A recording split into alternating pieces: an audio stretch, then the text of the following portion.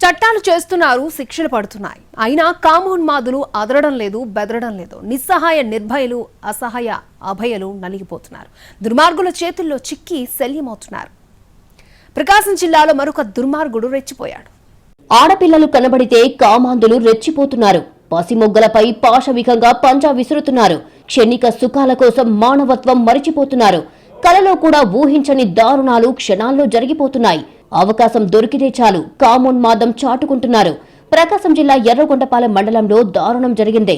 కిరాణా shop నడుపుతున్న పిక్కిలి ఆంజనేయులు బాలికలపై వికృతం ప్రదర్శించాడు. తన shop కి వచ్చిన అక్కా చెల్లెళ్లకు మాయమాటలు చెప్పాడు. చాక్లెట్లు, బిస్కెట్ల పేరుతో ఆశ పెట్టాడు. ఎవరూ లేని సమయంలో ఇద్దరు బాలికలను షాప్లోకి తీసుకెళ్లి అసభ్యంగా ప్రవర్తించాడు. వారిని నిర్బంధించి అత్యాచారం చేశాడు. ఓ బాలిక అతడి చెర నుంచి తప్పించుకుని ఇంటికొచ్చి జరిగిన విషయం తల్లిదండ్రులకు చెప్పింది.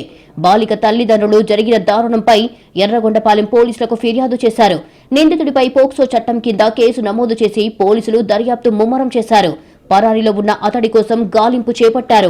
బాలికలతో నీచంగా ప్రవర్తించిన నిందితుడిని కఠినంగా శిక్షించాలని మహిళలు డిమాండ్ చేస్తున్నారు. వాడికి పడే శిక్షలతో కామోన్మాదులు భయంతో వణికిపోవాలని అంటున్నారు.